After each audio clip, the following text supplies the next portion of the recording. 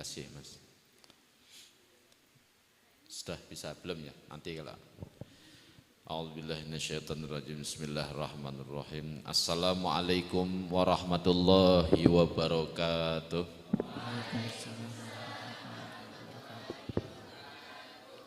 Alhamdulillahi rabbil alamin. Wassalatu wassalamu ala asyrafil anbiya'i wal mursalin wa ala alihi wa ashabihi ajma'in. Ashhadu an la ilaha illallah wa ashhadu anna Muhammadar Rasulullah. Allahumma salli ala Sayyidina Muhammad wa ala alihi wa sahbihi wa mawalah ila yaumil qiyamah. Subhanaka la ilma lana illa ma 'allamtana innaka antal alimul hakim. Rabbish rahli sadri wa yassir li amri wahlul 'uqdatam min lisani yafqahu qawli amma ba'd. Hadratal muhtaramin, guru kita sedaya Ibu Nyai Hajjah Raden Roro Anita Durratul Yatimah Al-Hafizah. Kanjeng wonten ngarsanipun para kiai, para ustadz, para ibu nyai lan ustazah, wabil khusus sederek-sederek kula, adik-adik mahasiswa, mahasiswi, santri-santri Pondok Pesantren Al Barokah. Mudah-mudahan kerauhan adik-adik semuanya pada malam hari ini menjadi amal yang memudahkan kita dalam menuntut ilmu dalam perjalanan kita. Amin ya Rabbal amin. Nah, sebelum dimulai saya minta kita bersama-sama mengirimkan Fatihah datang para leluhur, wabil khusus para pendiri pondok dan leluhuripun. Ila hadratin Nabi Mustafa Rasulullah Muhammadin sallallahu alaihi wasallam wa ila arwahi azwajihi wa abnaihi wa banatihi wa ali baitihi wa dzurriyyatihi ajmain. Tsumma ila arwahi sedayanipun para ratu, para ulama lan para aulia ingkang sami dados cikal bakaling iman Islam ing tlatah Yogyakarta Hadiningrat. Sultan Agung Hanyokrokusumo sak dumugi punjeripun lan tedhak turunipun. Ugi Al-Fatihah katur dumateng simbah Kiai Nur Iman Melangi, Kiai Mursodo lan sedaya tedhak turunipun. Wa ila ruhi simbah Kiai Haji Raden Zamruddin, simbah Kiai Haji Alwi, simbah Kiai Haji Muhson Alwi, simbah Kiai Haji Rosim Al-Fatih. Anallaha yaghfir lahum dzunubahum wa yarhamhum wa ya'afihim wa ya'fu anhum wa yukrim nuzulahum wa wasi' madkhalahum wa nawwir quburuhum wa yadkhilhumul jannatal Fatihah. A'udzu billahi minasyaitonir rajim. Bismillahirrahmanirrahim. Alhamdulillahi rabbil alamin. Arrahmanir rahim. Maliki yaumiddin. Iyyaka na'budu wa iyyaka nasta'in. Ihdinas siratal mustaqim. Siratal ladzina an'amta 'alaihim ghairil maghdubi 'alaihim waladdallin. Amin. Monggo sambil kita bicara adik-adik yang kira-kira nanti sudah terasa kesemutan, nah silahkan diselonjorkan saja nggih. Monggo. Sudah sama-sama geringgingan belum kakinya? Sudah ya. Nah, kalau ada yang sudah monggo diselonjor kemawon, enggak apa-apa. Boleh ngerokok enggak di sini laki-laki ini? Boleh. Nah, kalau ada yang mau ngerokok enggak apa-apa. Ya, tapi saya juga dikasih rokoknya. Oke, yang dari UIN mana itu? Kok semarak sekali yang dari UIN? Wah, ini ya, ahli surga semua ini. Oke, soalnya gambaran surga itu kan jannatin tajri min tahtihal anhar. Nah, satu-satunya kampus yang jannatin tajri min tahtihal anhar itu hanya UIN. Ya. Tidak terima saya, Pak. Ya, UNJ? UNJ, ya, okay. UNJ nggak ada jannatin tajrinya, nggak ada. Kalau UIN itu jelas, itu jannatin kebun-kebun tajri min tahtihal anhar yang mengalir di bawahnya sungai. Sungai Gajah Wong itu loh. Di kebun-kebun, terutama yang masuk surga itu yang cepat masuk surga kalau UIN itu Usuluddin, dakwah sama Febi itu. Karena yang Usuluddin dakwah sama Febi itu pas Jannatin tajri min tahtihal anhar itu. Kalau syariah yang lain-lain tuh enggak tahu saya tuh. Ya insya Allah masuk surga semua ya. Ya yang kurus-kurus masuk surga karena kuat tirakatnya, gentur tapanya, banyak ibadahnya. Yang kurus-kurus itu, amin ya rabbal amin. Yang gemuk gimana Pak, masuk surga atau tidak? Ya tetap masuk surga karena salah satu syarat masuk surga adalah berat timbangannya. Ya ini saya menghibur ya, yang menghibur. Oke adik-adik sambil nyantai ya, sambil mencatat, sambil ngobrol, nanti kalau kira-kira keringgingan, nah silahkan kakinya diselonjorkan. Nah saya diminta oleh Gus Ova dan Ustadz Nizar dan yang lainnya untuk mengisi materi ini. Adik-adik ini tinggal di daerah apa namanya? Kota apa namanya? Yogyakarta. Nah Yogyakarta itu sejarahnya dulu namanya bukan Yogyakarta, tahun 1582 ya. Maksudnya dibuka itu didirikan kerajaan Mataram Islam oleh seorang leluhur yang bernama Kiai Ageng Pamanahan dan putranya namanya Panembahan Senopati. Itu dibuka di sebuah tempat yang tempat itu dulu namanya Alas Mentaok. Apa tadi? Alas Mentaok. Kok disebut Alas Mentaok? Iya, karena alas artinya hutan ya. Mentaok artinya pohon.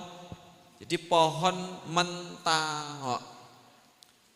Nah, sekarang apakah adik-adik pernah lihat pohon mentaok? Belum? Nah, belum pernah tahu ya? Iya. Iya, itu kalau sempat enggak tahu nama pohonnya, itu bagi saya kecelakaan peradaban. Karena apa? Karena pohon ini dulu menjadi penanda, menjadi asal mula wilayah yang saat ini namanya Yogyakarta. Dulu namanya Alas Mentaok. Kalau adik-adik amati, tidak hanya Alas Mentaok, hampir semua nama tempat di Jawa, terutama di Yogyakarta, itu nama pohon. Ya. Sekali lagi, hampir semua nama tempat di Yogyakarta, terutama di Jawa ya, khususnya umumnya, itu semua nama pohon. Ini saya kasih salah satu contoh ini. Ya. Nih, ntar ya. Ini materinya sebelum masuk di, saya mau cerita dulu bahwa saat ini terjadi krisis karena anak-anak, adik-adik generasi hari ini tidak tahu pohon. Nah, ini namanya pohon mentaok ini. Ini kalau adik-adik pernah ziarah ke Kota Gede masjid, ada masjid, pernah ke sana ya? Ada yang sudah pernah, ada yang belum ya? Nah, di sebelah selatannya masjid itu ada makam. Nah, sebelum masuk ke makam itu ada pohon ini. Ini pohon namanya pohon mentaok. Ya. Semua tempat, hampir semua nama tempat di Jawa, di Yogyakarta itu nama pohon. Kita cek. Kalau ada yang nih, siapa tadi yang ngaku dari UIN? Yo, sapen itu nama apa? Hah? Sarang penyamun. Sapen. Adik-adik yang kuliah di UIN, termasuk itu di UN-nya nanti, jangan salah, UN-nya tak sikat juga loh nanti. UN-nya, UGM ada UGM? Ada, sama tak sikat baru. Ini nama-nama, coba baca di antara ini siapa yang berasal dari daerah atau dari desa yang nama-nama desanya di antara ini. Kendal ada. Sampai dari mana Mas? Pakis, ada ya? Nih, Pakis itu nama pohon. Ini nama-nama pohon yang menjadi nama tempat di Jawa. Nih, Lempuyangan, siapa yang tahu stasiun Lempuyangan? Nah, sebelum ini kamu kira-kira tahunya Lempuyangan itu nama apa? Nama stasiun wis. Bersyukurlah kamu malam hari ini tahu bahwa lempuyangan itu nama pohon. Nah, alhamdulillah. Kalau enggak kamu taunya lempuyangan ki ya hanya nama stasiun. Ya. Coba Pak. Keranji, sukun, tereng, wuni, winong, taslasih, suren, taji, tepus, manting, pace, pacing, panggang, pelem, kerasak, kotes. Loh, kok enak gambarku iki? Itu tadi penampakan atau asli ya itu? PP, dondong, gambasan, getasan, gondang. Siapa yang dari gondang? Gondosuli. Ada soko, klampis, kleco. Yang dari UIN tadi itu, nih, sapen itu adalah nama pohon. Oh. Timoho. Pernah tahu nama Timoho? Nah, UIN ke selatan itu ke selatan nyebrang rel. Kalau kamu nyebrang rel naik motor setelah palangnya diangkat itu biasanya terjadi perang Mahabharata itu. Karena yang dari sana seharusnya di sini pindah ke sana, yang dari sini seharusnya di sini pindah ke sini. Jadi akhirnya kayak perang Mahabharata. Siapa yang berasal dari cangkringan? Ah, ayo. Gak tahu tuh ada pohon namanya pohon cangkring? Nah, terus generasi ini muka-muka Korea kayak begini udah gak ada yang tahu gitu. Tangkil, widoro, cepoko, bungur, bogem. Siapa yang pernah lihat nama tempat nama Bogem? Di mana? Jombang ada? Oke, Jombang itu nama apa, Mas? Oh, kota. Siapa yang dari Jombang? Ada? Sampean ya? Ya. Jombang itu nama pohon. Jombang itu nama pohon. Tanjung, Dadapan, Ceme, Damaran, Dieng. Siapa yang dari Dieng? Di mau, Mas? Dieng. Itu nama pohon, Mas, Dieng itu. Oh. Maka peradaban kampung wilayah di Jawa itu pasti sebagian besar dikasih nama-nama pohon. Sambisari, Sambiroto, Sambilegi, Bendo, Bendosari, Bendo, macam-macam itu. Ya. Oke, ini pengingat saja karena kita berdiri di sebuah tempat, adik-adik sekarang tinggal di sebuah tempat. Ada Mbak Uma, tak kira mahasiswa ki mau. Aduh, ini senior saya. Maaf, nggih, Sugeng rawuh Bu Uma, nggih. Saya kira tadi mahasiswa kok masih kinyis-kinyis. Oh iya. Nama-nama pohon itu adalah nama sebuah wilayah yang wilayah itu menjadi penandanya adalah pohon. Sehingga kalau adik-adik jalan-jalan ke desa-desa di Jawa sebagian besar adalah nama pohon. Persoalan besar dalam sejarah dan peradaban kita hari ini, siapa di antara anak-anak muda terutama santri-santri yang tahu nama pohon dan jenis pohonnya? Nah, itu kecelakaan peradaban kalau kita tidak tahu. Yang dari Kendal sampai tidak tahu bahwa Kendal itu nama pohon. Wah, iki nek tak terus ki so ngamuk-ngamuk loh suwi-suwi gini. Oke, gitu ya.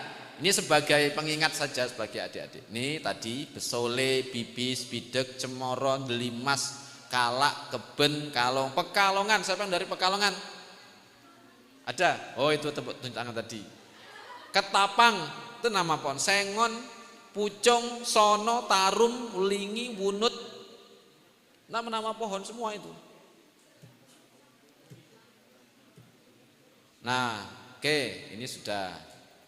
Sekarang kita yang ini. Nah, ini saya mau menyampaikan materi ini. Pertama karena kebudayaan yang kita jalankan hari ini itu sebagian besar dianggap hanya kebudayaan. Nah, kebudayaan itu apa? Adik-adik semuanya. Kira-kira kalau tadi saya sebut kebudayaan, yang terbayang di kepala kita apa? Tradisi, ya? Adat, gitu ya. Oke, ini definisi yang paling sederhana, paling gampang, yang sering saya pakai. Tuh. Pertama, kebudayaan itu adalah sistem gagasan. Jadi pikiran, ide-ide, gagasan itu adalah kebudayaan. Nih. Yang kedua adalah tindakan. Perbuatan-perbuatan kita itu adalah kebudayaan. Yang ketiga adalah apa? Hasil karya. Nah, meja, kursi, ini tiang seperti ini. Nah, ini kalau di Yogyakarta ada tiang yang bulat-bulat kayak begini. Nah, ini menunjukkan satu tanda tertentu gitu. Ini pasti terah gitu. Ini kalau kayak gini saya tahu ini terahnya dari satu jalur ini gitu. Ada kode-kodenya itu kalau di Jawa. Bahkan kalau melihat wajahmu aja, oh ini terah ini, itu udah kelihatan itu. Oh ini terah maling lah. Itu ngelihat mukanya aja udah ketahuan, was gini. Gitu kebudayaan kita itu. Itu namanya fisiologi ya, fisiologi. Nah, ini di setiap kebudayaan itu ada, tapi ini enggak usah terlalu. Nah, yang jelas definisi kebudayaan itu ini 3. Apa tadi? Sistem. Yang kedua tindakan, yang ketiga hasil karya. Nah, yang kebanyakan kita warisi, yang kita terima hari ini itu adalah hasil karya. Kursi ini adalah hasil karya manusia, meja adalah hasil karya manusia, kipas angin adalah hasil karya manusia. Bahkan wajahmu ketika kamu tersenyum itu adalah kebudayaan. Cara kamu memilih jilbab, cara kamu memilih sarung, itu adalah kebudayaan. Karena dibalik pilihanmu atas sarung tertentu, dibalik pilihanmu atas jilbab warna tertentu, itu ada sistem gagasannya. Terutama adik-adik yang perempuan. Coba, kalau jilbab atasnya merah, kira-kira bajunya biar matching warna apa? Nah, sing wong lanang orang ngerti ngene-ngene iki yo. Apalagi masih jomblo itu. Jomblo itu istilah Indonesia, istilah Arabnya wahdatul wujud itu. Wahdatul wujud. Kesatuan eksistensi gitu. Ketunggalan eksistensi, jadi wahdatul wujud itu. Sehingga alirannya bukan aliran Ibnu Arabi tetapi Ibnu Rarabi. Nah, itu. Nah, dibalik adik-adik milih jilbab, ya. Itu pasti ada gagasan. Kenapa kok pakai jilbab warna ini, bajunya warna kayak gini? Karena ada gagasannya enggak? Ada, biar matching terutama. Masuk atasnya warna kuning, bawahnya warna hitam. Wah, enggak matching. Matching enggak? Oh ya, berarti standar Berarti standar bojoku karo standarmu beda. Nah, termasuk adik-adik milih peci, mohon maaf sekali lagi. Adik-adik yang laki-laki milih gaya rambut itu kebudayaan loh. Karena dibalik gaya rambut belah tengah, lancip apa kayak anak pang itu ada gagasannya, ada gagasan. Sampai ini kebudayaan tuh kayak gini. Sampai nanti misalnya adik-adik yang perempuan lewat, terus adik-adik laki-laki duduk di sini, lewati di depannya adik-adik yang laki-laki, terus adik-adik yang laki-laki kayak gini,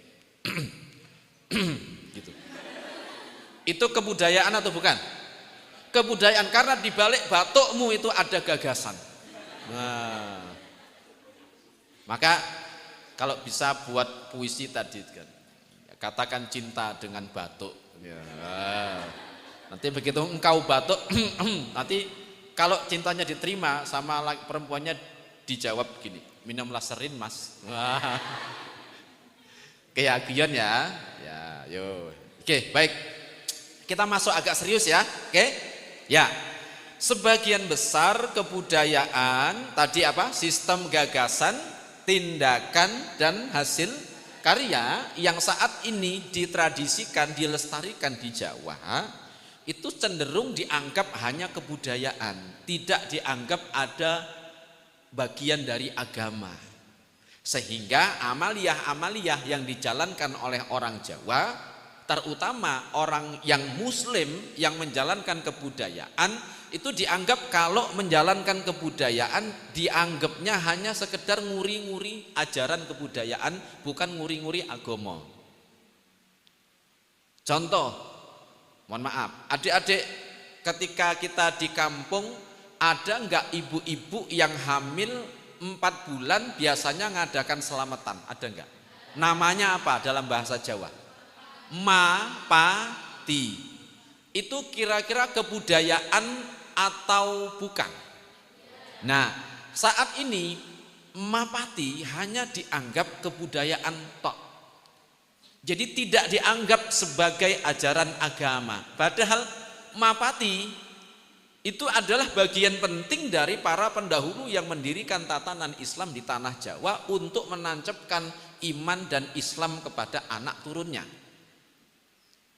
Sehingga nanti saudara-saudara kita dari kalangan sebelah siapa saja sering mengatakan ini acara bid'ah. Betul ya? Bid'ah ini cara Arab bid'ah, kalau Jawanya bid'ah. Kenapa dianggap bid'ah? Karena bagi mereka itu dari tradisi Hindu, Buddha. Padahal bukan. Oke. Kalau dari Hindu Buddha ya coba saya tanya, kalau ada selamatan mapati, ya. Itu kira-kira yang diundang Dewa Wisnu apa Dewa Siwa itu? Siapa yang diundang? Ustadz, kiai, kalau di kampung Pak Kaum gitu ya. Iya, untuk apa? Untuk mendoakan. Nah, ketika mendoakan, yang dibaca kitabnya orang Hindu apa kitabnya orang Islam? Kitab Al-Qur'an, surat apa biasa yang dibaca adik-adik? Wa qul huwa ya lek kowe seleramu. Surat Yu, surat Mar, surat Luk, surat Muhammad, surat Ibra, surat nama-nama orang mulia dibacakan kepada bayi, calon bayinya. Gitu. Kenapa Pak kok baca surat Yusuf? Oh iya biar anaknya nanti ganteng. Wah. Terus begitu lahir, wah Pak kemarin wis tak wacake surat Yusuf, kok anakku orang ganteng ya Pak? Saya pernah ditanya kayak gitu. Tak jawab, tahu jawaban saya. Lan jenengan maca surat Yusuf tajwidnya salah-salah kok ini. Akhirnya rusak anaknya.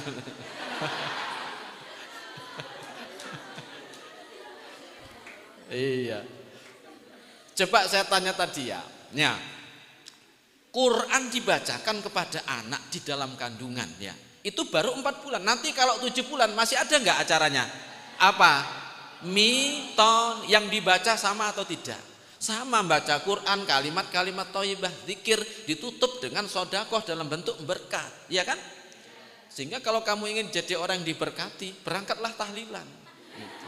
Karena orang tahlilan itu kalau pulang pasti diberkati. Nah, itu. Nah, pertanyaan kita adalah ini adik-adik. Itu jelas-jelas menjalankan ajaran agama. Baca Quran termasuk sunnah Kanjeng Nabi atau tidak? Iya. Kalimat-kalimat thayyibah sunnah Kanjeng Nabi atau tidak? Berkumpul silaturahmi, saling menyapa, mengucapkan salam sunnah Kanjeng Nabi atau tidak? Iya. Termasuk berkatan sodakohan itu sunnah Kanjeng Nabi atau tidak?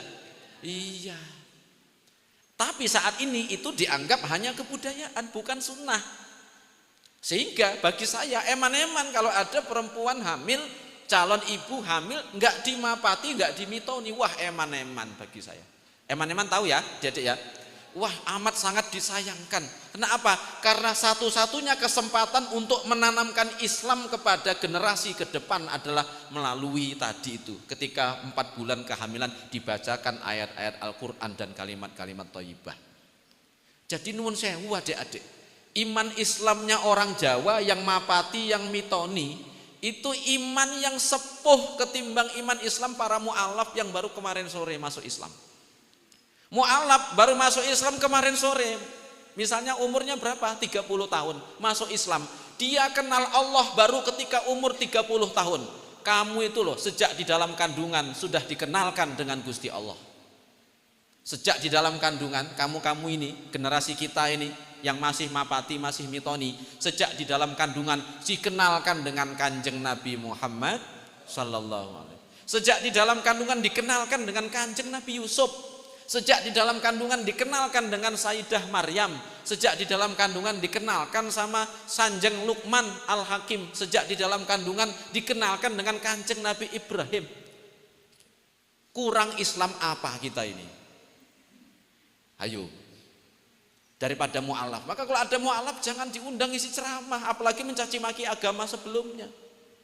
Itu artinya dia nggak terima takdir dia dijadikan sebagai non muslim. Padahal kita kan puji-pujian kita kan jelas.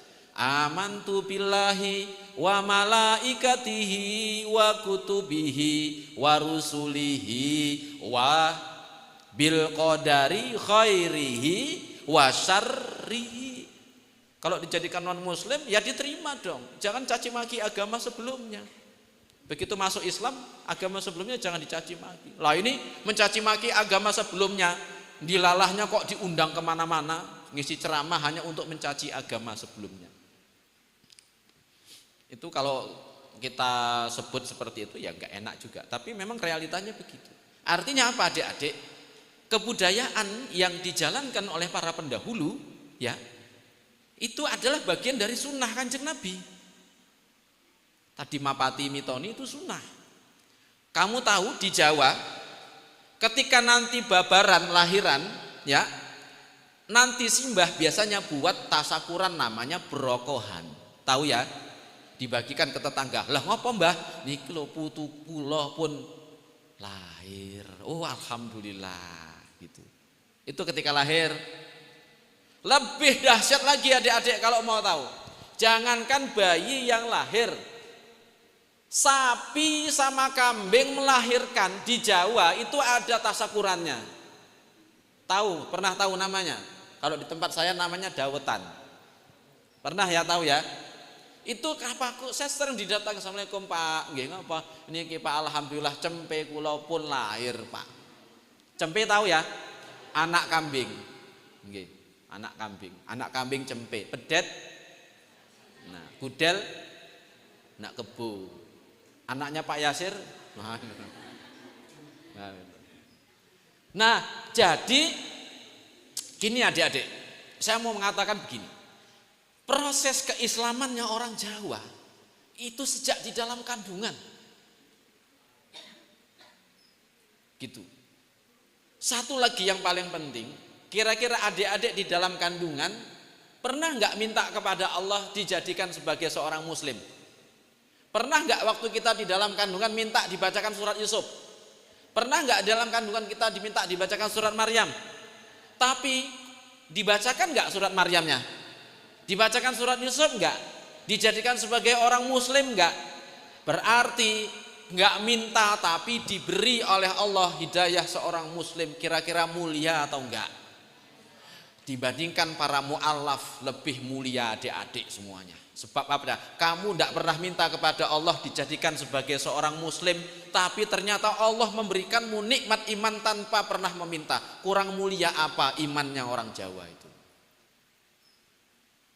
Pernah menyadari sampai sedemikian? Belum pernah ya? Ya, malam hari ini kira-kira mumet enggak tak sadarkan kayak begini? Enggak ya? Enggak. Malam besok kalau punya istri atau punya suami, begitu terdeteksi hamil 4 bulan, selamatan. Kenapa? Aku mau menanamkan iman Islam kepada anak cucuku. Nah, gitu itu. Tapi duitnya enggak ada, Pak. Wis saanane wae. Apa mampunya? Beli aqua, ayo beli aqua. Jangan aqua. Oh enggak apa-apa aqua wae. Karena di neraka tidak ada aqua. Ilahi lastu lil firdausi walah aqua ala naril jahim. Di neraka jahanam enggak ada aqua. Baru sadar ya kamu ya. Makanya ini berarti ini minumannya santri ya. Oh ya. Bukan aqua. Oke, gitu. Nah, itu kalau kami menyebutnya itu bukan kebudayaan tapi fikih budaya. Karena di dalam kebudayaan itu dijalankan fikih oleh para ulama-ulama kita. Tadi itu ada acara mitoni, emapati diisi dengan wawasan Al-Qur'an gitu. Tahlil, zikir, buat hidangan, itu semuanya kan sunnah Kanjeng Nabi. Maka kami menyebutnya dengan fikih kebudayaan atau fikih budayawi. Bukan lagi kebudayaan tapi fikih. Kalau kamu ngadakan mapati, ngadakan mitoni, ngadakan selamatan kehamilan, berarti kamu menjalankan sunnahnya Kanjeng Nabi. Kamu masuk surga, suamimu masuk surga, bapakmu masuk surga, ibumu masuk surga, anakmu masuk surga. Segampang itu menjadi ahli surga. Makanya dulu ada tembangnya itu, Miftahul Jannah, la ilaha il. Bisa enggak nembangkan bareng-bareng? Bisa, yuk bareng sama saya ya. Ya, kalau bisa ayo ikut saya, kalau enggak bisa rapopo ketok mangap-mangap wae. Miftahul Jannah, la ilaha illallah.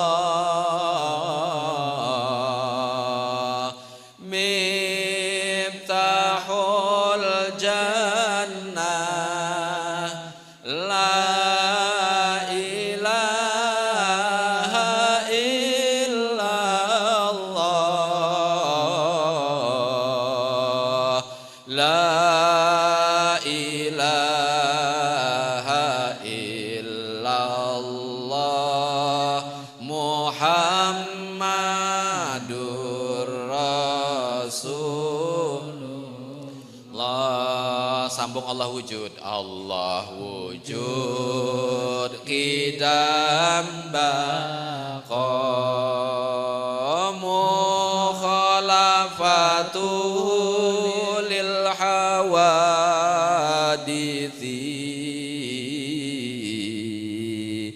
qiyamuhu binafsihi wahdaniyah, qudrah iradah, ilmun hayat, sama basar kalam, qadiran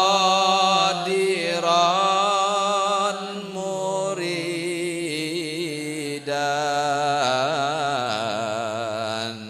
aliman hayyan sami'an, basiran mutakalliman. Nasabun tahsibul hafal? Hafal yuk. Nasabun tahsibul ula bihulahu, nasabun tahsibul ula bihulahu,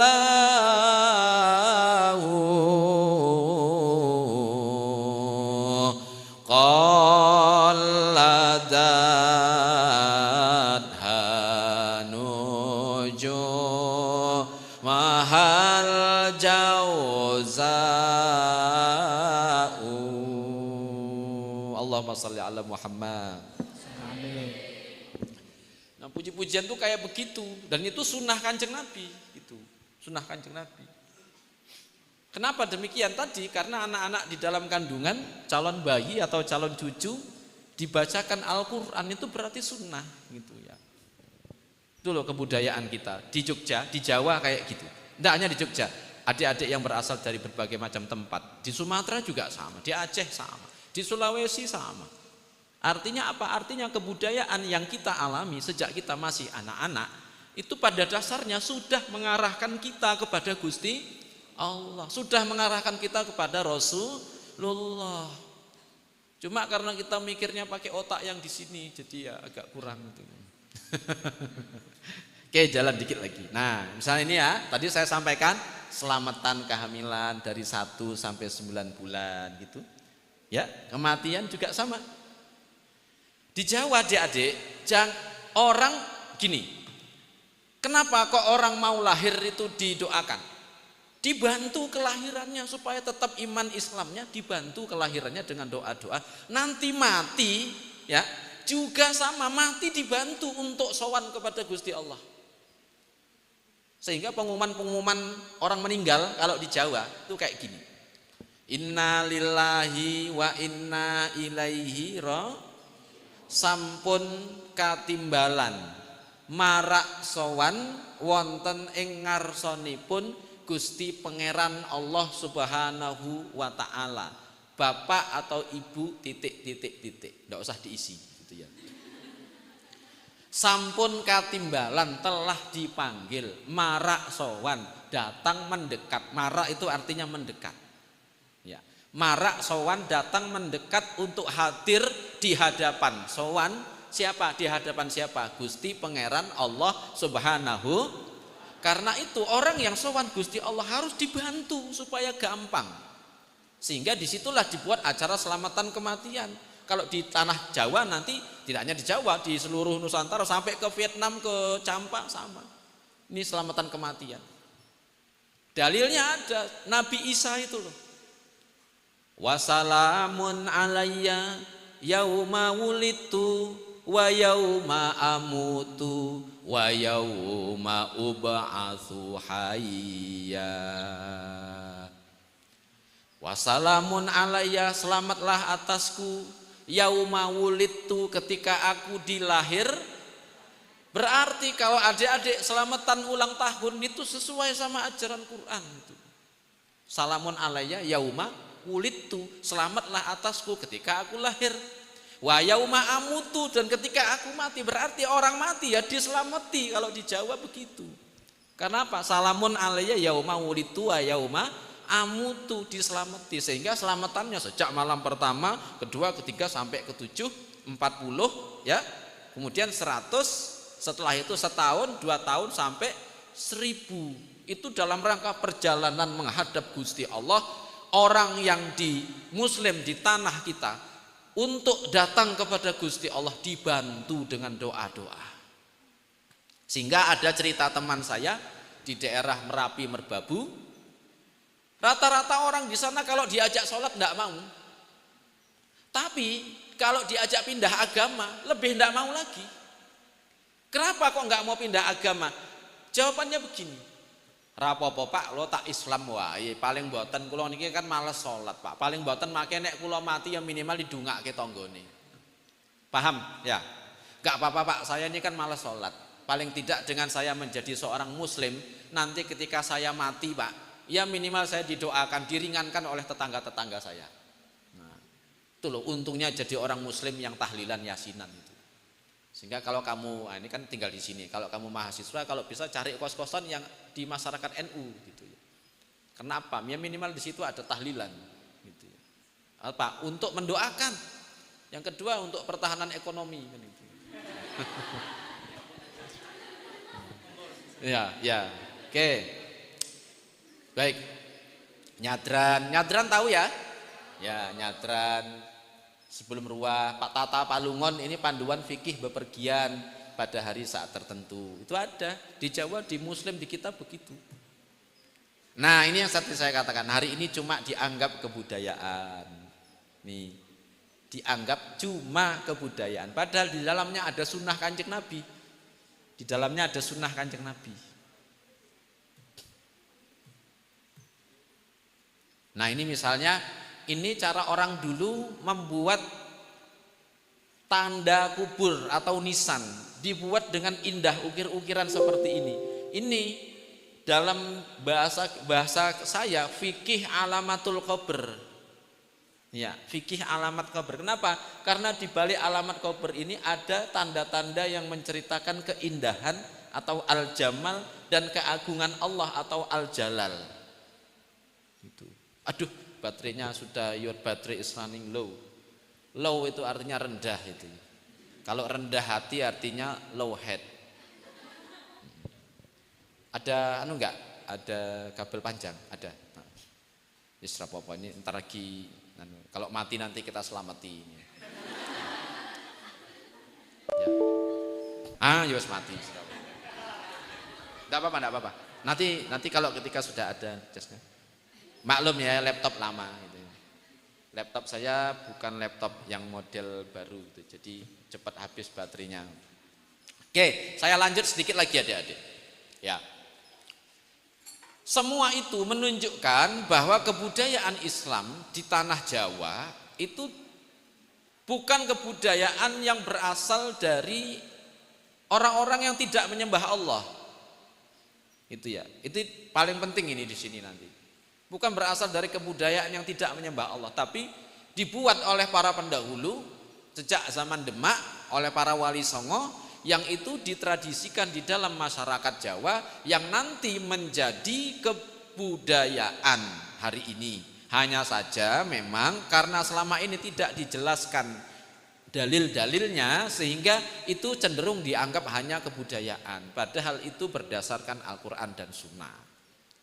Rasulullah juga demikian. Dulu kalau adik-adik ada yang pernah baca kitab-kitab fikih, Fathul Mu'in, Fathul Wahab, terutama kitab Fiqhul Islam wa Adillatuhu-nya Syekh Wahbah Az-Zuhaili, di situ diceritakan sejarah akikah. Pernah tahu sejarah akikah ya?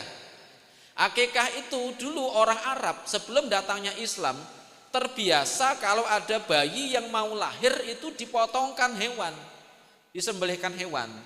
Lalu bayinya, kepalanya bayi diletakkan di bawah sembelihan leher hewannya supaya darah hewannya mengalir ke kepala bayi.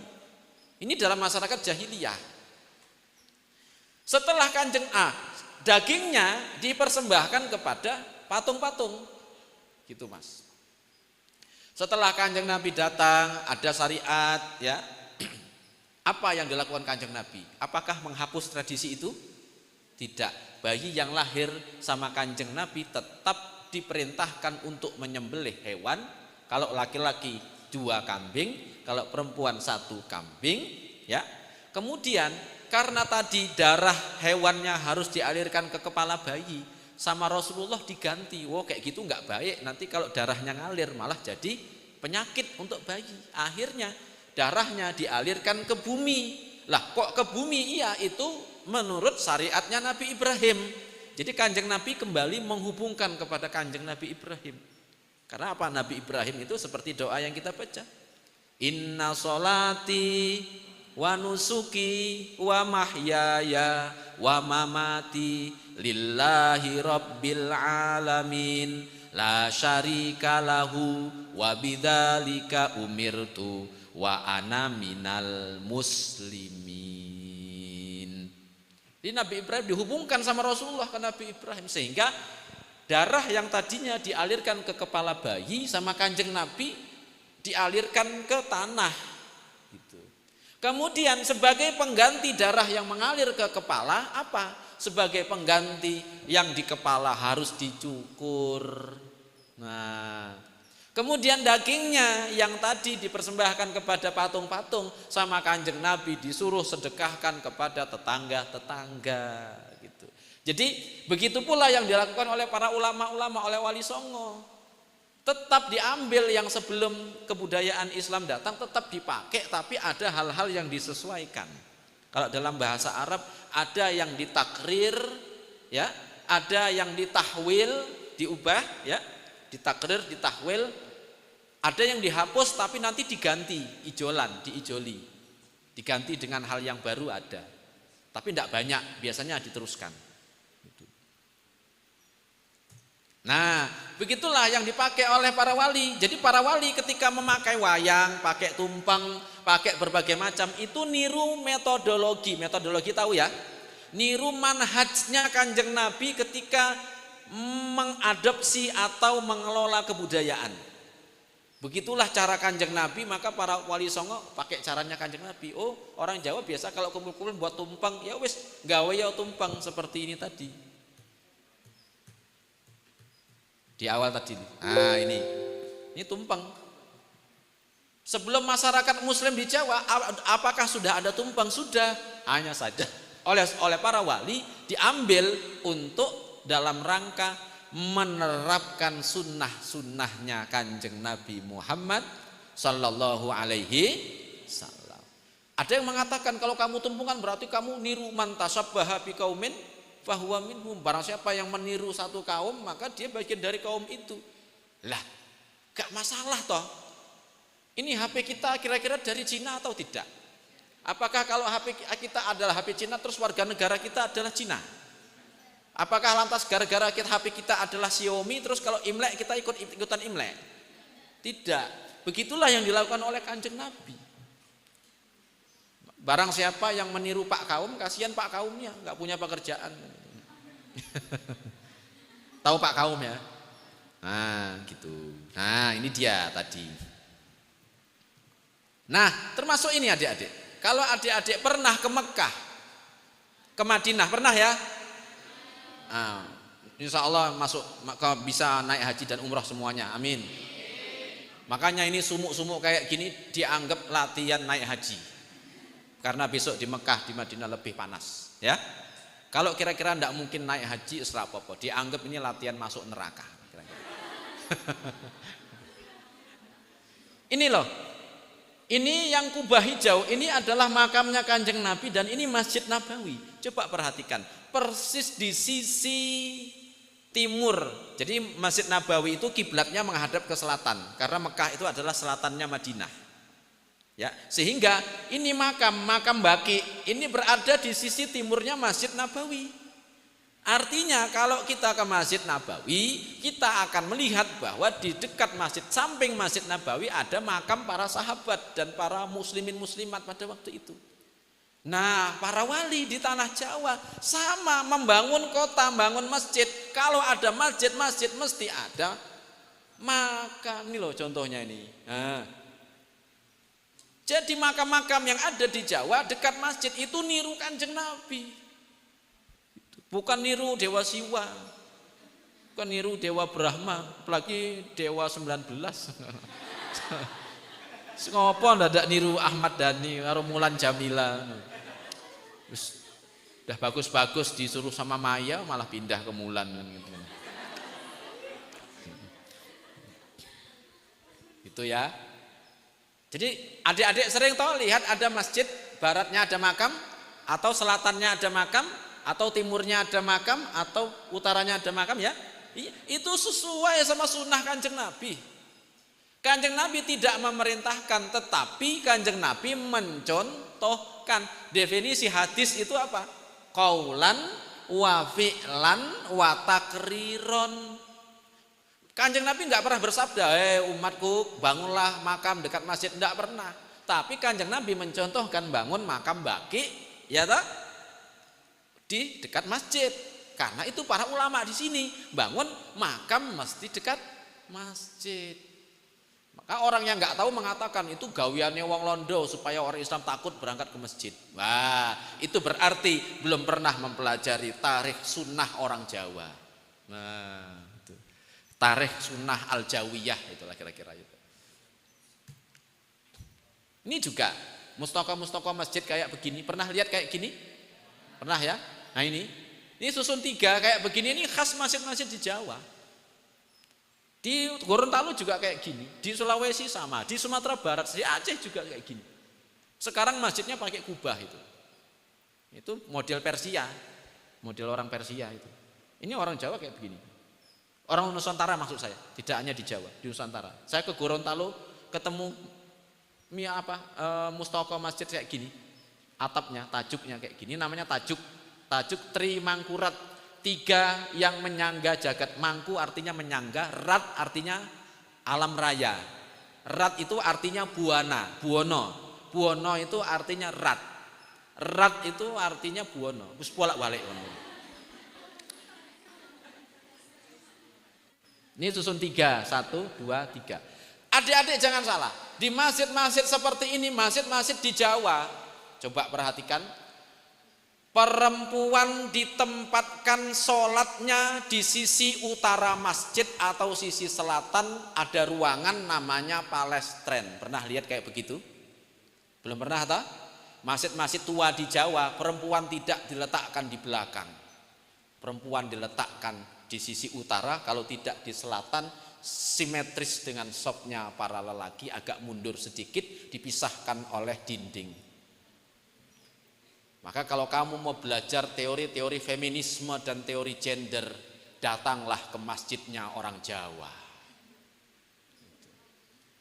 Perempuan diletakkan di belakang itu masjid modern itu. Dari sisi ini aja kita sudah dapat banyak sekali ilmu-ilmu itu. Kapan nanti kita agendakan langsung ke lokasi ya, lokasi masjid-masjid kayak begini. Yo, tak pimpin deh kalau gitu. Tur. Nih, kalau kamu lihat masjid-masjid di Jawa, kalau kamu ada yang pernah ke Pelosok Kuning, Masjid Pelosok Kuning? Pernah? Ini masjid mesti ada belumbangnya. Belumbang itu kolam. Ya. Orang mengatakan ini belumbang ini untuk apa? Untuk cuci kaki. Tetapi adik-adik, bukan untuk cuci kaki. Itu menunjukkan bahwa masjid itu adalah singgasananya Gusti. Sehingga singgasananya Gusti Allah itu harus di atas air. Kenapa? Wa huwallazi khalaqas samawati wal arda fi sittati ayyam wa kana arshuhu 'alal ma. Dapat? Paham ya? Nih. Arasnya Gusti Allah di atas air. Jadi para wali buat masjid kayak begini itu bukan sekedar yuk gawe masjid, Mas buat kolam untuk cuci kaki, bukan sekedar kayak gitu. Tapi benar-benar berlandaskan kepada dasar-dasar Quran, hadis, ijma' dan qiyas. Jadi barang siapa yang mengatakan bahwa budaya Jawa adalah budaya demit, karena itu hampir semua film-film yang ada di televisi dan di YouTube, kalau ada film horor yang jadi dukun mesti orang Jawa. Pakaiannya mesti kayak gini-gini nih. Ya toh? Iya. Makanya saya sengaja pakai kayak gini, menunjukkan ini pakaian santrinya Sunan Kalijogo. Oh dulu orang ngaji pakai gini dan pakai iketan kayak begini. Ini namanya iket, bukan belangkon. Belangkon tuh yang udah jadi. Belangkon itu baru zaman Hamengkubuwono ke-8, baru tahun 1800-an akhir. Belangkon. Dulu kayak gini iket. Dan dulu orang kalau pakai iket yang kayak begini itu paling tidak orangnya harus khatam sifat Allah yang 20. Baru dikasih iket kayak gini. Bentuknya ya kayak gini. Karena itu kalau kamu dapat iket-iketan yang ngawur-ngawuran itu, nah itu biasanya tukang jualan, bakul itu biasanya. Bakul. Yang kayak gini yang kira-kira udah hafal sifat Allah 20. Nah itu. Makanya tadi kan saya ajak Allah wujud, kita mbak kata itu. Wah, aku ya hafal. Nah, jadi adik-adik ini seperti ini benar-benar landasannya adalah tidak hanya sekedar arsitektur, tapi ada dalil-dalilnya gitu. Sama kayak tadi cerita horor, film horor Mas, yang jadi dukun mesti orang Jawa. Nanti dukunnya berantem sama kuntilanak biasanya, terus dukunnya kalah. Setelah dukunnya kalah datang akhi-akhi hijrah, pakai jubah, pakai tasbih muter, baca ayat kursi, terus kuntilanaknya kebakar. Ya toh? Nah, terakhir datang polisi kan gitu. Datang polisi. Sampai produk kebudayaan modern terakhir yang menceritakan tentang budaya Jawa pasti dikaitkan dengan demit-demit. Kalau adik-adik tahu iklan ku beri 3 permintaan. Nah, ayo. Ya, itu jinnya orang mana itu? Orang Jawa. Pakai belangkon Solo, beskapnya beskap Solo, jariknya jarik Solo. Itu loh, orang kebudayaan Jawa dianggap terkait dengan dunia jin dan demit itu. Kamu sebagai orang Jawa seharusnya bisa ngamuk loh kayak gitu tuh. Sudah dianggap demit yang matre. Wani piro. Betapa menyedihkannya kebudayaan para ulama di Jawa yang ditampilkan di televisi itu. Sehingga kalau kamu nonton film horor, setelah nonton kamu ke kamar mandi pasti pintunya tutup setengah.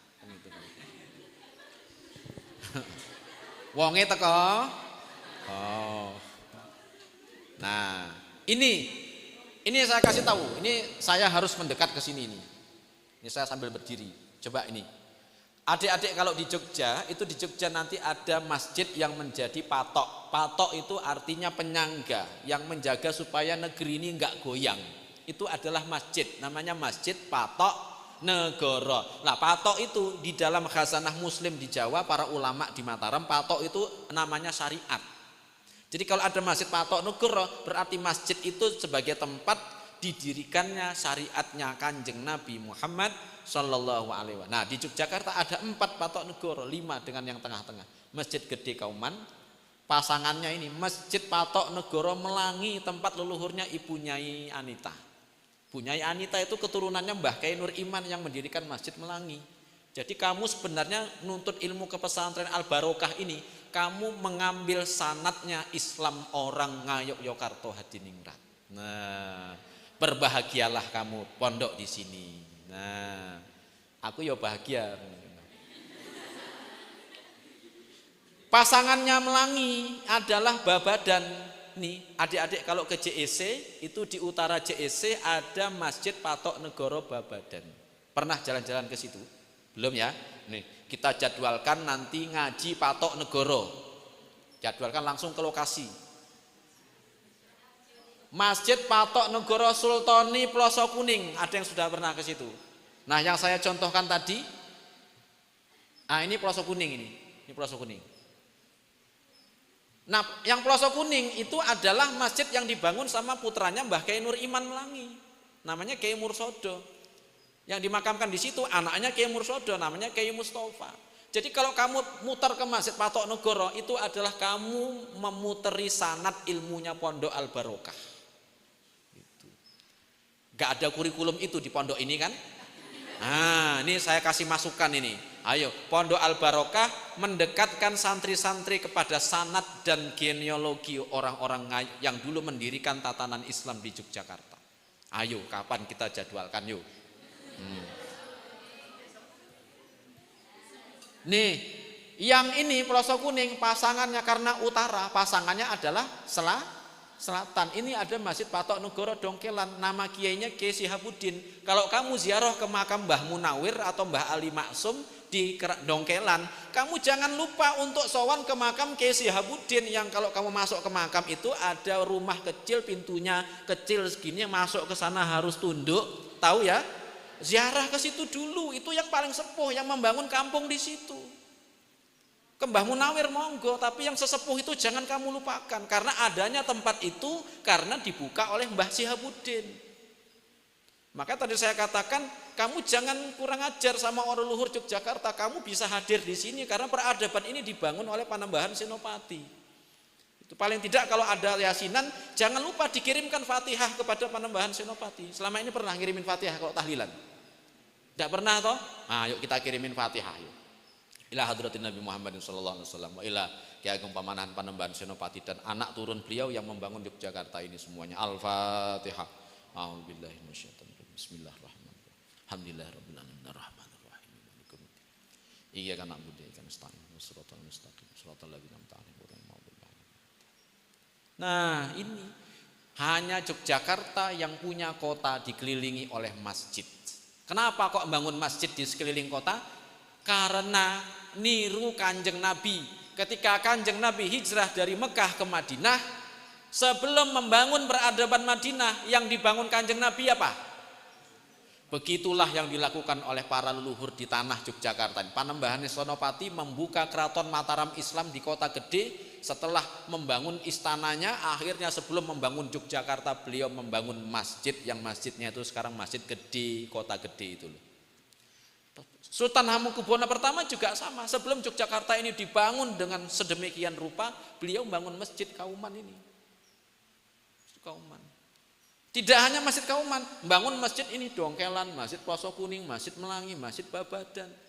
Artinya kota ini adik-adik, yang kita hidup di atasnya, yang kita minum air dari sumurnya, ini adalah kota yang mengikuti sunnah Kanjeng Nabi Muhammad sallallahu alaihi wasallam.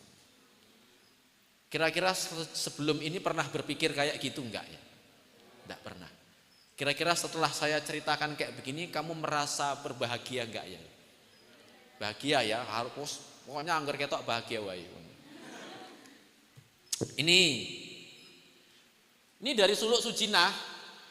Kiblatnya orang Jawa yang sebelah timur itu adalah kiblatnya Imam Syafi'i. Ini di dalam Suluk Sujinah, serat Suluk Sujinah namanya. Karena bahasanya Jawa, jadi nggak dianggap sebagai kitab pesantren. Nah, salah sini kritik saya terhadap pesantren di Jawa. Tidak ada pesantren yang mengkaji kitab-kitabnya ulama-ulama Yogyakarta atau ulama Jawa, padahal isi di dalamnya adalah menceritakan tentang sunnah-sunnah Kanjeng Nabi dan sejarah yang terkait dengan sunnahnya Kanjeng Nabi. Bagi orang Jawa, kiblat yang sebelah timur sebagaimana di dalam Suluk Sujinah ini sebelah timur itu adalah kiblatnya Imam Syafi'i. Yang sebelah selatan adalah kiblatnya Imam Hambali, masjidnya ini Nur Huda Dongkelan. Yang sebelah barat itu Imam Maliki, ini masjidnya Melangi, kiainya Nur Iman. Yang sebelah utara adalah Imam Hanafi, masjidnya Matok Negoro Pelosok Kuning, nama Kiai Mustafa. Dilalahnya Kiai Mustafa itu dikasih nama Kiai Hanafi. Karena memang di sebelah utara imamnya Imam Hanafi.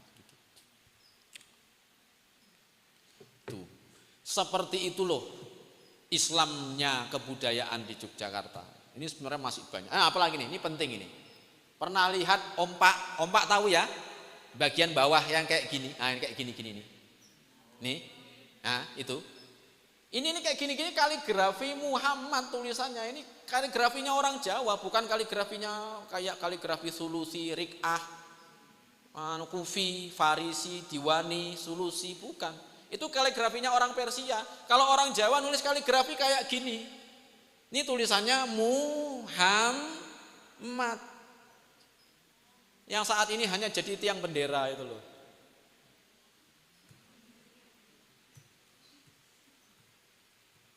Bentar ya. Ini nanti aja ini. Ini terakhir ini. Nah, yang kaligrafi Muhammad tadi coba saya tunjukkan ini ya, di sini ya. Ini. Supaya kamu ngelihat bentuk aslinya di dalam ompak. Oke, satu lagi, dikit lagi. Iya, dikit lagi. Iya. Ini dia maksud saya tadi. Kelihatan ya? Pernah lihat kayak begini? Di mana? Masjid Gede Kauman. Kamu kalau ke situ nunggu temanmu bersandar di situ sambil main HP toh? Iya toh? Bersandar kepada ompak kayak gini toh? Sambil main HP. Apakah itu perbuatan terpuji? Bagi saya itu perbuatan terpuji karena tanpa kamu sadari kamu telah bersandar kepada Rasulullah Muhammad.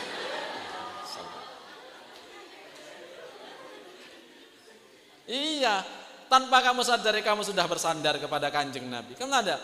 Ya Imam ar-Rusli ya sanadi anta badallahi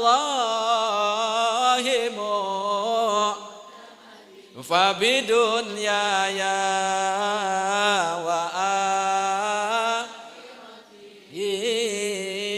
ya Rasulullah khud. Nah, itu. Tanpa kamu sadari kamu main HP di situ.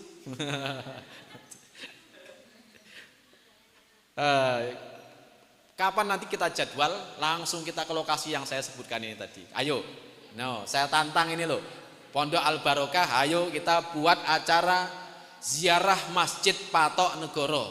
Nah. Catat, monggo. Catat. Terakhir sebelum nanti ada pertanyaan. Ini materinya saya buat 44 slide. Wah, ini kuliah 1 semester nggak selesai ini. Selesai. Ini khusus santri Al Barokah. Nanti kalau di tempat lain saya mengatakan khusus orang sini ya.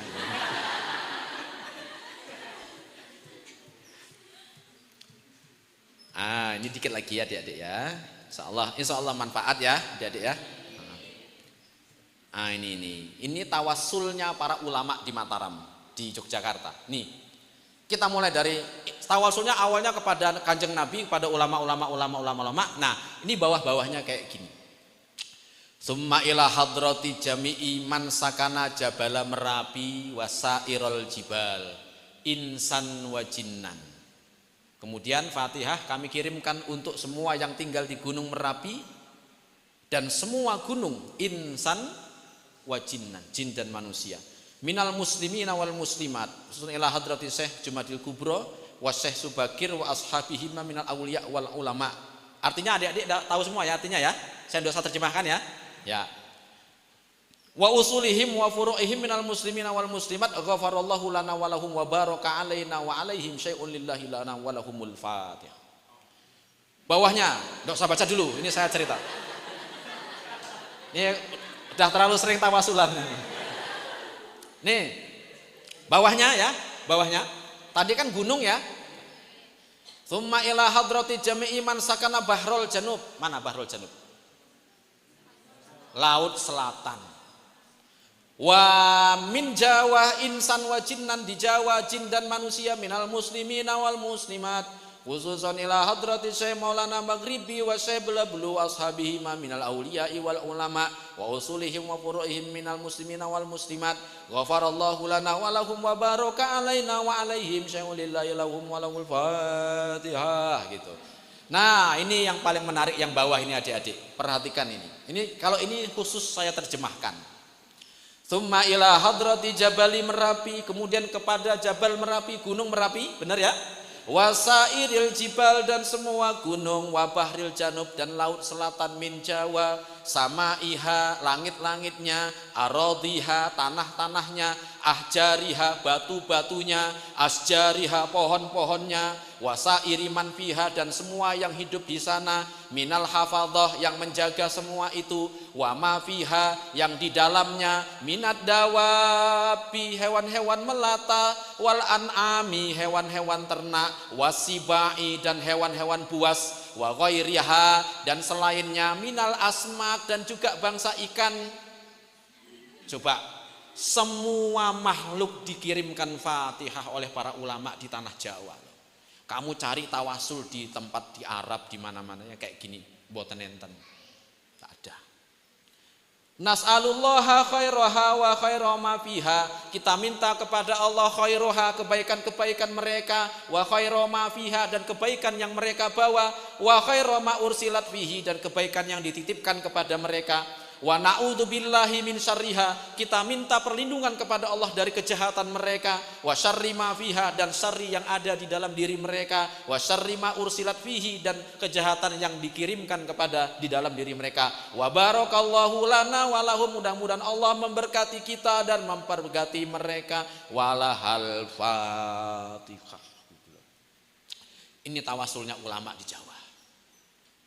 Coba gunung, laut ya, langit, tanah, ahjar apa tadi? Batu-batu, asjar, pohon-pohon, wasairi man fiha minal hafadhah, dan semua yang menjaga semua itu, wa ma fiha minad dawabi, apa dawab? Hewan melata, apa tadi ini? Wal an'ami, dan hewan ternak, wasibai, hewan buas, wa ghairiha minal asmak, dan bangsa ikan. Ini aquaman termasuk dikirimi ini. Aquaman kan bangsa ikan. Oke, kira-kira adik-adik sudah dapat gambaran bagaimana keislaman di tanah kita? Sudah. Beginilah cara orang dulu menanamkan iman Islam untuk kita anak cucu yang hidup 300 tahun, 400 tahun setelah zaman mereka-mereka ini. Karena itu berbanggalah kamu menjadi seorang muslim di tanah Jawa. Demikian pengantar dari saya. Wallahu a'lam bishawab. Beri tepuk tangan yang meriah kepada Bapak Muhammad Yasir MA. Oke, baik, itulah bukan sedikit ya, tapi udah beberapa SKS yang telah kita tempuh. Baik, selanjutnya untuk memperjelas pemahaman materi pada hari ini, kami undang peserta yang hadir hari ini untuk bertanya. Untuk termin yang pertama ada kesempatan 2 penanya terlebih dahulu. Boleh silakan dari santri putra maupun santri putri, 2 orang tercepat.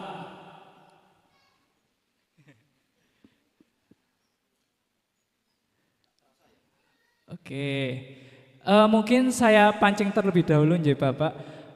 Baik Bapak, saya izin bertanya nih. Tadi saya sangat tertarik sekali dengan penjelasan Bapak pada malam hari ini. Pertanyaan saya begini Bapak, dari tadi kan dijelaskan bahwasanya budaya yaitu gagasan, tindakan, hasil karya. Nah, mbah saya yang dulu-dulunya itu menerapkan gagasan seperti ini Bapak. Bahwasanya orang meninggal itu setiap hari Jumat, malam Jumat itu beliau datang ke rumah.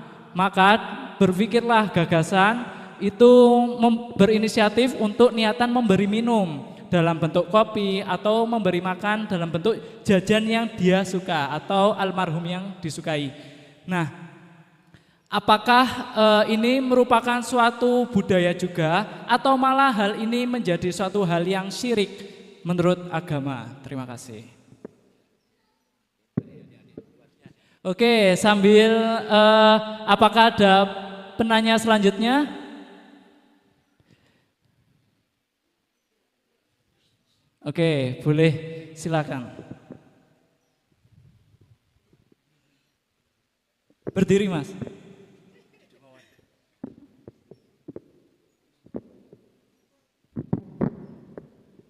Bismillahirrahmanirrahim. Assalamualaikum warahmatullahi wabarakatuh. Baik, sebelumnya saya ucapkan terima kasih kepada moderator yang telah memberikan waktu kepada saya. Tema kita malam hari ini kita berbicara tentang Islam dan kebudayaan di Yogyakarta. Tadi kita telah banyak mendengar penjelasan mendalam tentang fikih budayawiyah dari beliau. Nah, saya dari tadi kan kita membahas tentang yang namanya budaya, lebih budaya Jawa. Nah, sebelumnya begini Bapak, saya itu berasal dari Riau, tapi di daerah saya itu sangat melekat sekali kebudayaan Jawa. Salah satu mungkin yang menjadi ini adalah kebudayaan Jawa, yaitu tentang weton jodoh.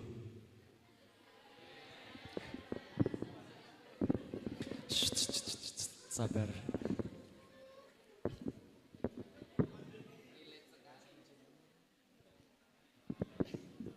Nah begini, tadi kan Bapak menyampaikan bahwasanya para leluhur-leluhur kita itu telah menanamkan, menggunakan budaya-budaya itu untuk menanamkan keimanan dalam diri kita.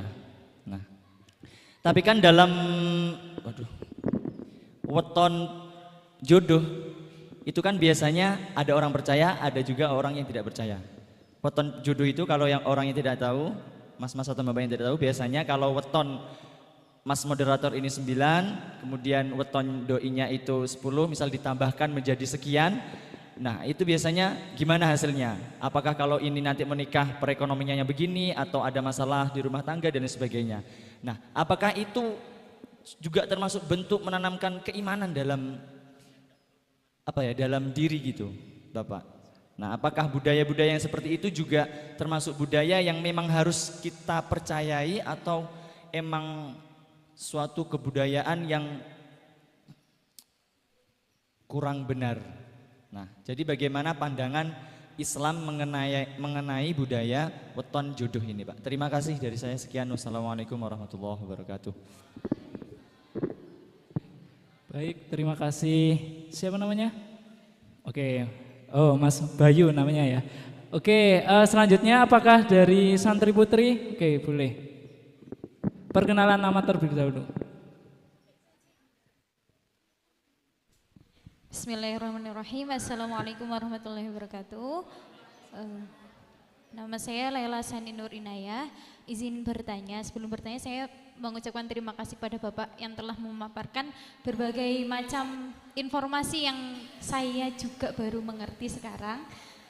Dan ada satu pertanyaan dari saya yang saya bingungkan itu, kenapa ada Jawa niku sering sekali disimbolkan seperti kayak simbol-simbol, misal kalau nggak pengen hujan niku pakai sapu lidi terus dikasih bawang, ataupun tanda-tanda kayak misal orang hamil kalau mau keluar niku bawa gunting atau nopo, itu hubungannya sama ajaran yang fikih ataupun sunnah niku gimana nggih Pak? Nggih, terima kasih. Wassalamualaikum warahmatullahi wabarakatuh. Oke, baik. Sekalian langsung dua lagi atau dijawab terlebih dahulu? Oh iya, siap. Oke, baik, terima kasih. Ini tadi yang saya ceritakan sop putri di masjid-masjid tua itu loh. Ini sab putri ini, untuk putri di samping, ini sab laki-laki yang paling depan, ini sab putri. Gitu. Nah, namanya tadi apa? Palestren. Nah, ini Palestren. Nah, jadi kalau perempuan mau sholat di masjid-masjid pelosok closing ini ya, pelosok kuning, nah sholatnya di sini. Ya. Jadi sama laki-laki ya, kira-kira kayak gini, laki-laki di sini, perempuan di situ. Gitu. Jadi tadi yang saya ceritakan ya. Oke, baik. Sekarang saya mau cerita begini. Di dalam kebudayaan itu, ya, kamu tidak akan mungkin memahami kebudayaan secara harfiah. Karena apa? Karena kebudayaan itu semuanya diformat dalam sistem simbol. Kayak tadi Mas Muhandis cerita orang meninggal katanya datang ke rumah, itu kan simbolik. Bukan berarti ada orang meninggal setiap malam Jumat datang ke rumah secara harfiah. Itu kan pemahaman orang modern hari ini. Kalau kamu memahami seperti itu, kamu bisa gawat. Nanti kamu bertamu ke rumah saya, terus saya bilang silahkan dicicipi hidangannya, terus kamu cuma gini aja, dah gitu. Loh kok cuma kayak gitu, kan katanya dicicipi Pak. Nah berarti kalau yang dimaksud mencicipi hidangan berarti kan maknanya simbolik. Maka tembang-tembang yang ada di Jawa itu semuanya simbolik. Misalnya tembang itu, saben malam Jumat ahli kubur mulih angomah kanggo njaluk donga wacan Quran najan sak kalimat lamun ora dikirimi banjur bali mbrebes mili bali nang kuburan mangku tangan tetangisan. Nah itu bukan harfiah, artinya simbolik. Karena itu orang di rumah menyiapkan hidangan-hidangan, itu maksudnya orang di rumah menyiapkan sodakoh yang pahalanya dihadiahkan untuk si mayit. Gitu. Kok buat kopinya itu ada simbolnya lagi. Jadi kopinya itu kopi pahit ada simbolnya, itu ada maknanya. Nanti terlalu panjang, besok-besok lagi aja. Tehnya juga ada pahit sama air putih. Nanti biasanya dilengkapi dengan rokok. Itu semuanya makna simbolik, tidak harfiah. Wah, ada orang mati tak buatkan kopi, apakah orangnya bisa minum? Ya tidak bisa. Sekalipun yang mati itu barista, tetap tidak bisa. Sehingga ada barista meninggal di alam kubur, ditanya man rabbuka, salah dengar. Pertanyaannya kan man robusta kan gitu. Karena dia barista jawabnya oh Arabica kan gitu. Jadi dengan kata lain itu simbolik semua adik-adik, termasuk itu tadi weton-weton tadi. Itu gini Mas, nanti misalnya kamu menghitung perjodohan, kenapa kok harus dihitung? Pertama, itu simbolik. Simbol itu paling mungkin dipahami dan didekati dengan matematika. Sekali lagi, simbol-simbol itu paling mungkin dipahami dengan matematika atau ilmu-ilmu seperti matematika, misalnya fisika. Karena itu kalau kamu belajar matematika, rumus menghitung lingkaran kira-kira simbol atau enggak? Kalau kamu belajar fisika, E sama dengan MC kuadrat, simbol atau tidak? E itu apa, M itu apa, titiknya itu apa, C-nya itu apa, ya toh? Begitu pula operasi dalam kebudayaan masyarakat kita. Wetonmu piro? Senin. Kamu hari ini apa? Senin apa? Senin Pahing. Oh, Senin sekian, Pahing sekian. Yo, dijumlahkan. Senin itu angkanya sekian, Pahing itu angkanya sekian. Calon istrimu apa? Selasa Wage. Oh, Selasa sekian, Wage sekian. Dijumlahkan. Itu operasi matematika. Gak ada urusannya sama demit. Ngapain demit urusan sama angka-angka? Tuyul aja gak bisa kok. Tuyul itu ngertinya mencuri uang. Gak tahu dia jumlahnya berapa. Itu artinya lah demit gak ngerti matematika. Kecuali demitnya film Susana yang ada beli bakso duitnya jadi daun. Nah itu. Karena itu teman-teman, hitung-hitungan kayak tadi. Lantas kalau gak cocok gak jadi nikah Pak? Enggak. Kalau kamu nanti mempelajari kitab primbon, itu diceritakan kalau nggak bisa, kalau nggak cocok, nanti ada sodakohnya supaya cocok. Nah, ini kayaknya yang nggak jadi nikah ini. Ada caranya supaya cocok ya, supaya cocok. Itu nanti ada caranya. Termasuk kifaratnya. Kalau dalam istilah orang-orang tua itu enak kifarate le. Kifaratnya apa? Kue nggawe yo hidangan ini nanti ada zikirnya baca ini. Hidangannya itu sedekah, hablum minannas, zikir-zikirnya itu hablum minallah. Itu ada caranya gitu. Supaya cocok gitu. Nggak lantas nggak berjodoh terus ora sido gitu kan. Saya kalau lihat Mbak Uma karena dulu nggak jodoh kan gitu. Nggak jodoh yang satu lagi. Pak Johan teko ora?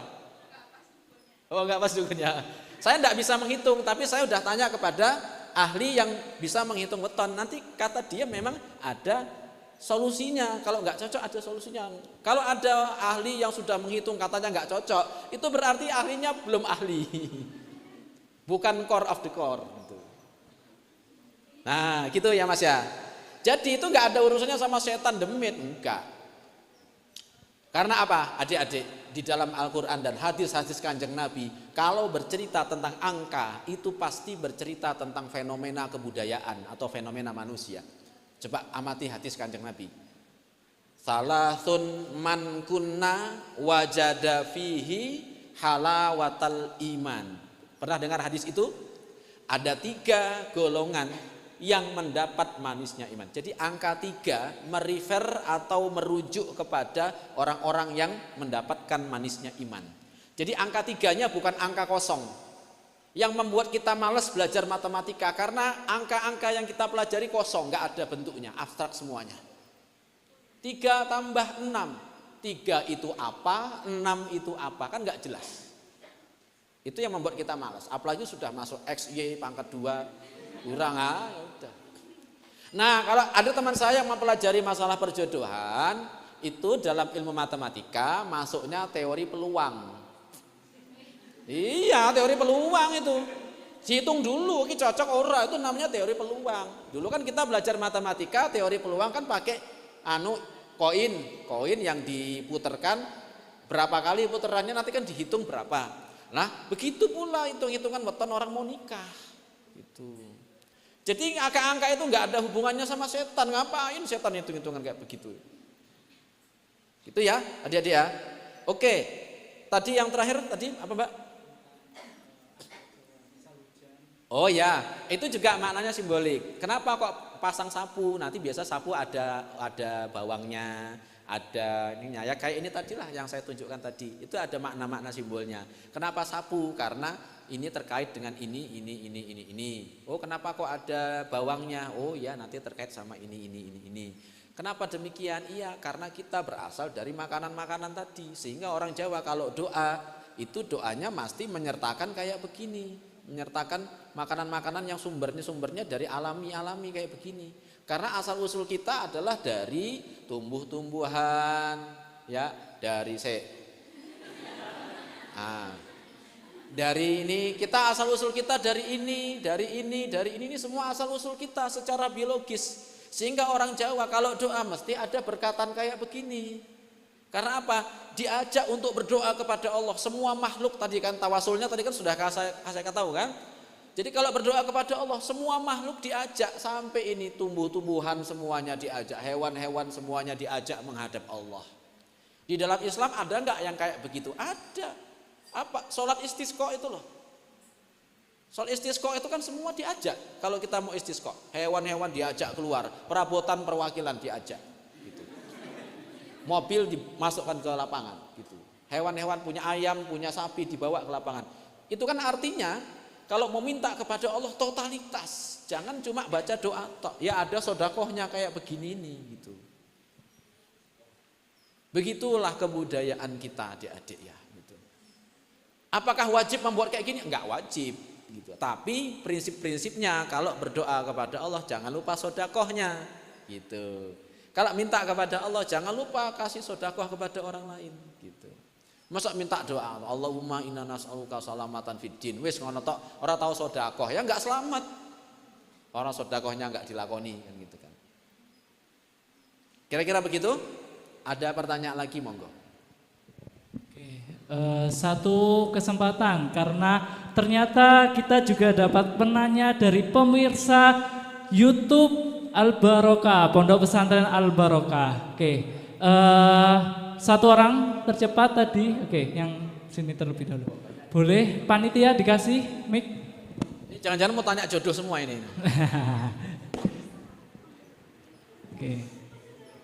Boleh agak merapat ke depan.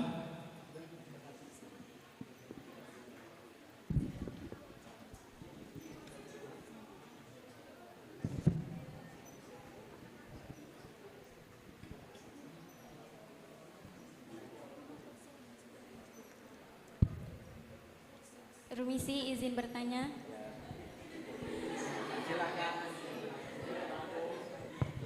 Sebelumnya perkenalkan, nama saya Antika Malia dari UIN Sunan Kalijaga. Ya, NIM 24102001084. Izin bertanya, tadi kan menjelaskan tentang kebudayaan. Sedangkan saya membaca dari esensi kebudayaan yang telah Bapak Yasir jelaskan mencakup sistem gagasan, tindakan, dan hasil karya. Jadi kan sebenarnya tidak terlalu terbatasi untuk apa saja kebudayaan tersebut. Lalu bagaimana jika ada suatu kebudayaan yang dimana kebudayaan itu bertentangan dengan agama Islam? Contoh, tadi kan seperti dijelaskan yang ahem-ahem tuh, yang batuk tuh, yang batuk itu ada maksud unsur untuk menggoda seorang perempuan. Nah, jadi timbul pendapat saya bahwasanya gibah juga sebuah budaya, benar nggak Pak?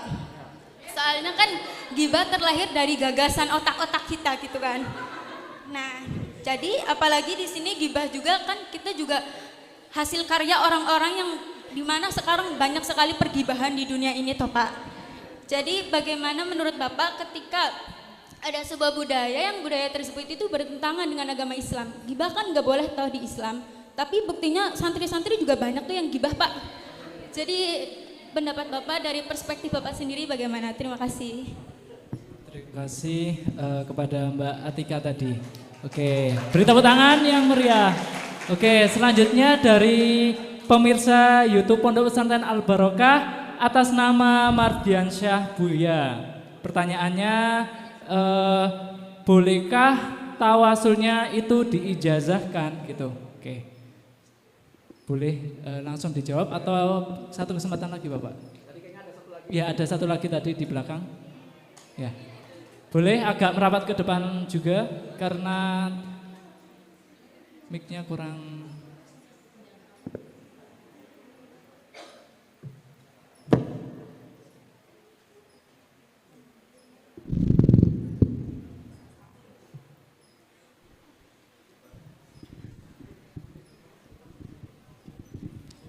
Terima kasih atas kesempatan yang telah diberikan. Sebelumnya perkenalkan, saya Lina Hamidatul Umah dari UIN juga. Izin bertanya Bapak, saya pernah belajar, pernah tahu banyak orang-orang zaman dahulu yang masih menganut istilah kejawen, agama kejawen, yang mana orang tersebut tidak mau dianggap Islam atau orang tersebut hanya menganut agama kejawen, tidak menganut agama lain. Sedangkan seperti yang kita pelajari tadi bahwa banyak kebudayaan Jawa yang itu berakar dari agama Islam seperti itu. Bagaimana menurut Bapak terkait penganut agama kejawen ini? Dan saya pernah mendengar ada istilah terbaru yang sekarang namanya penghayat kebudayaan atau seperti semacamnya. Bagaimana menurut Bapak, bagaimana pendapat Bapak terkait istilah-istilah tersebut? Terima kasih. Baik, terima kasih. Pertanyaannya langsung dijawab. Baik, terima kasih. Ini UIN-nya UIN yang ahli surga atau bukan ya ini tadi? Kalau yang ahli surga kan jelas yang Usuluddin, dakwah sama Febi ya ini. Karena Jannatin tajri min tahtihal anhar. Nah, baik. Gibah itu kebudayaan memang, dan di dalam dunia modern gibah itu direproduksi atau diterus-teruskan, dibuat terus supaya menjadi bahan modal ekonomi televisi, sehingga ada acara-acara resminya kan. Acara dulu ada silet, ada kasak kusuk, ada apa? Yang apalagi acara-acara itu. Segitu-gitulah ya. Nah, apakah itu budaya? Iya, itu budaya. Bagaimana Islam memandangnya? Ya, nggak boleh gitu. Tapi karena itu terjadi, ingat di dalam Islam kan juga ada formula-formula untuk menggempur maksiat-maksiat gitu ya. Udahlah, ya diistighfari aja gitu kan.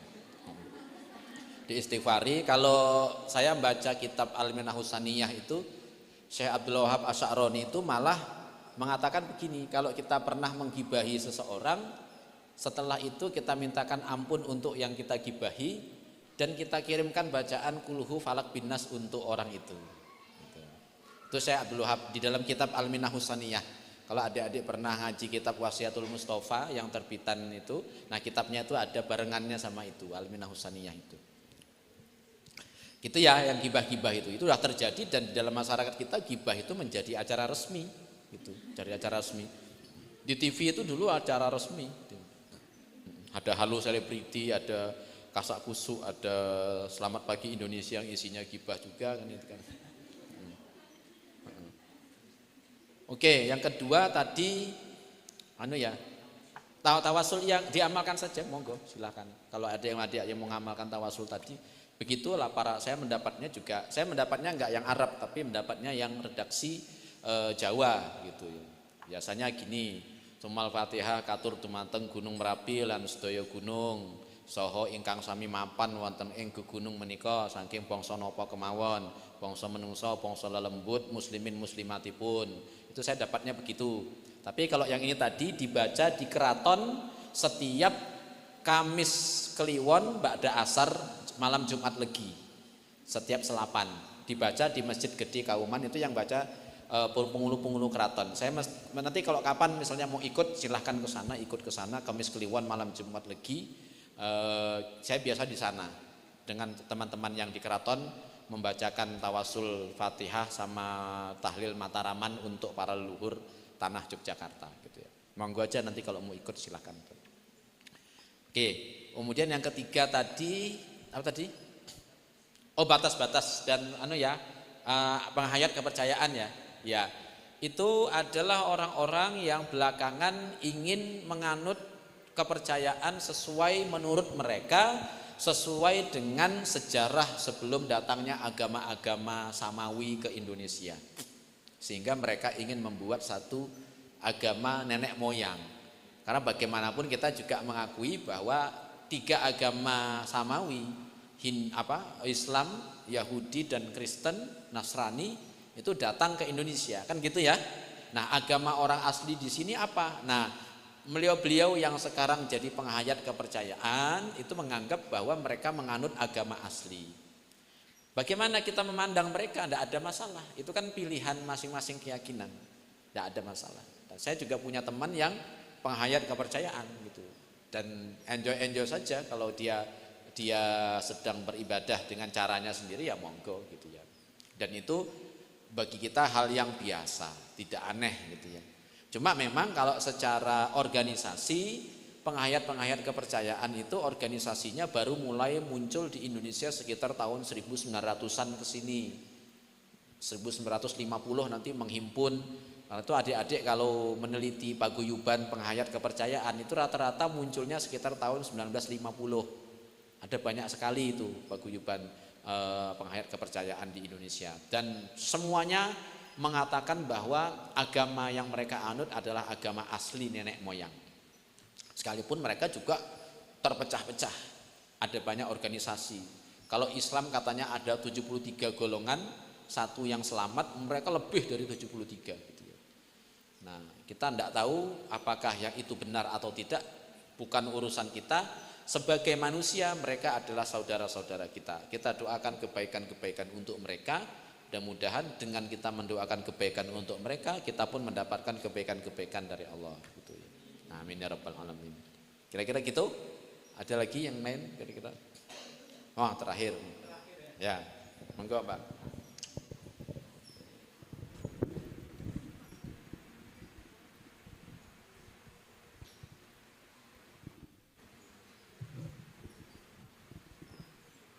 Baik, terima kasih kesempatannya. Sebelumnya kenalin dulu, saya Raditya Hapsari. Izin bertanya Bapak, menurut saya pernah membaca salah satu artikel bahwasanya salah satu penghancur negeri adalah hilangnya budaya. Lajeng untuk era sekarang ini, salah satu budaya, khususnya budaya Jawa itu dianggap sebagai budaya yang kuno.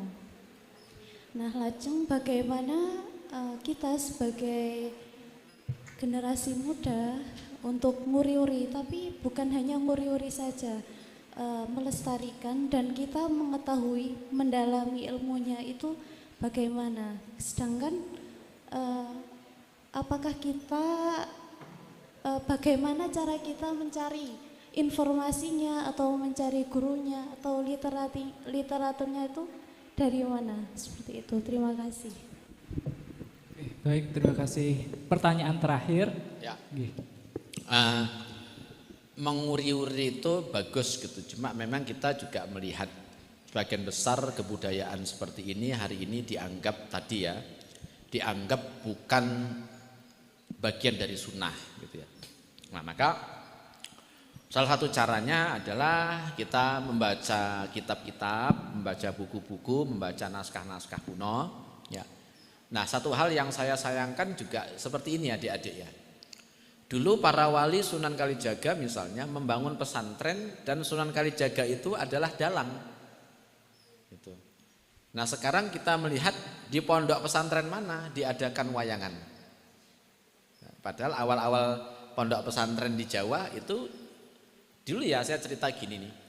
Syaratnya jadi kiai dulu, syaratnya jadi kiai itu bisa dalang. Bisa dalang. Dalang tahu ya? Ini jadi dalang wayang itu. Syaratnya jadi kiai bisa dalang. Karena itu standar jadi kiai di masa demikian seperti itu.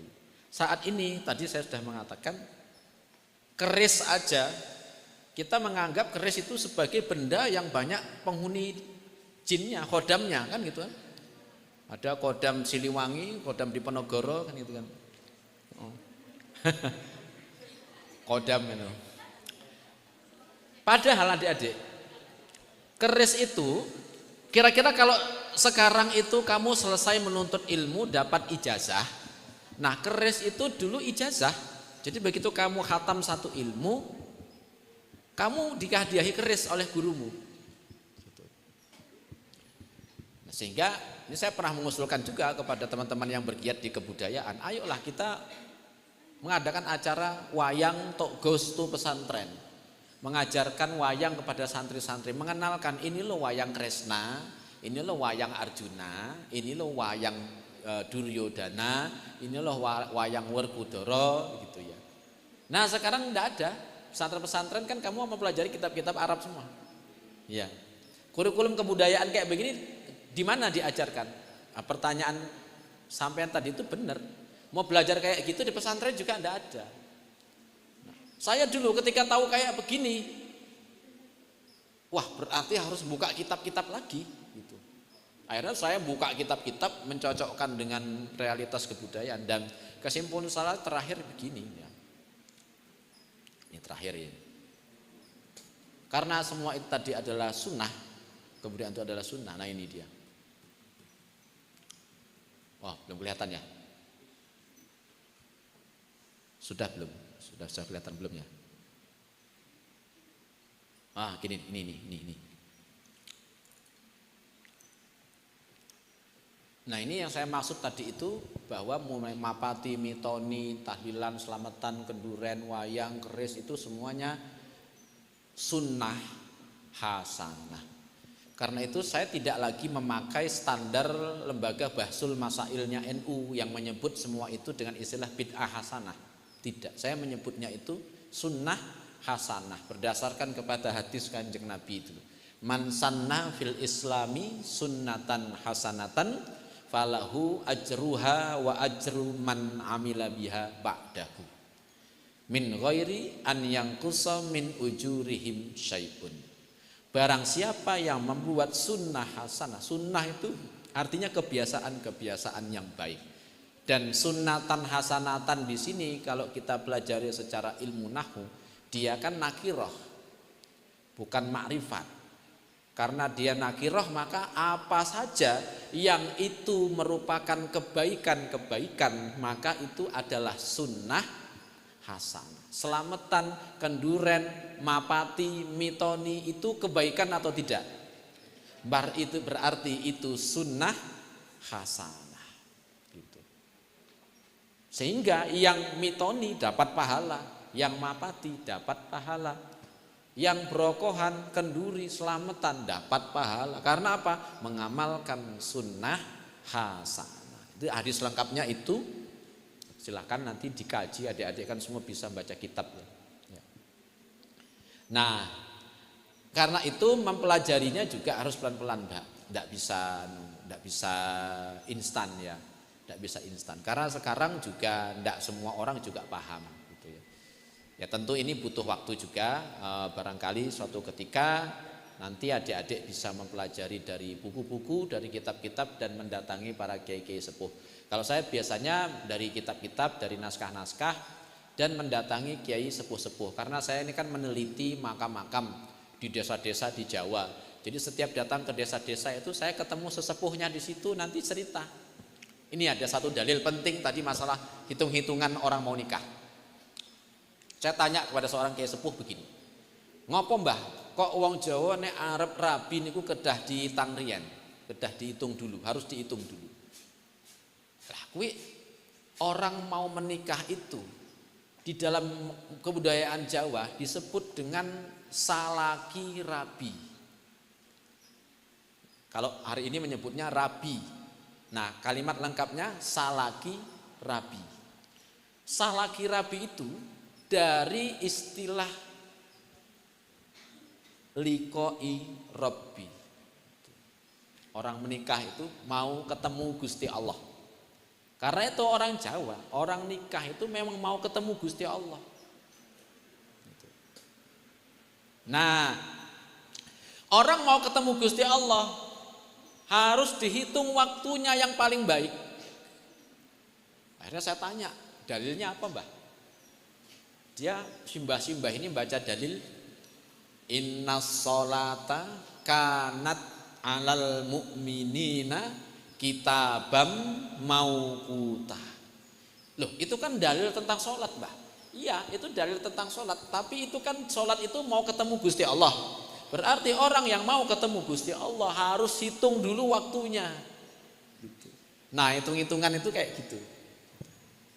Jadi, di balik fenomena-fenomena kebudayaan yang kita hadapi, ada ajaran Quran, hadis, ijma atau minimal qiyas para ulama.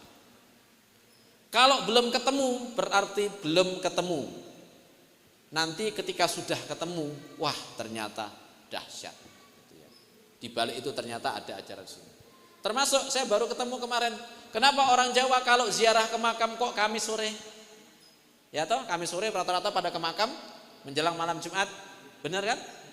Itu ada di kitab fikih Fathul Wahhab. Kalau tidak salah itu Syekh Zakaria Al-Ansori mengatakan ruh itu pada Kamis sore itu macam-macam gitu ada. Saya sudah nyatat itu dalam kitab-kitab fikih ada. Kitab Fathul Wahhab kalau nggak salah Fathul Wahhab atau kitab apa gitu atau kitabnya Al-Khatib Asy-Syarbini saya lupa nama kitabnya. Intinya itu ada di dalam kitab-kitab fikih. Demikian ya adik-adik ya. Ya ini pengantar, adik-adik silahkan mempelajari banyak ilmu-ilmu yang tidak terbatasi oleh waktu. Kapan saja kita membaca, kapan saja kita belajar, mudah-mudahan selalu dipertemukan dengan petunjuk-petunjuk Allah Subhanahu wa taala. Amin ya rabbal alamin. Nah, dari saya sekian. Sebelum saya tutup, saya sendiri saya minta kita bersama-sama baca istighfar 3 kali. Mbok pilih ada sesuatu yang mengingkari syariat Kanjeng Nabi, kita minta ampun kepada Allah Subhanahu wa taala. Ayo bersama-sama. Astaghfirullahaladzim, astaghfirullahaladzim, astaghfirullahaladzim. Subhanakallahumma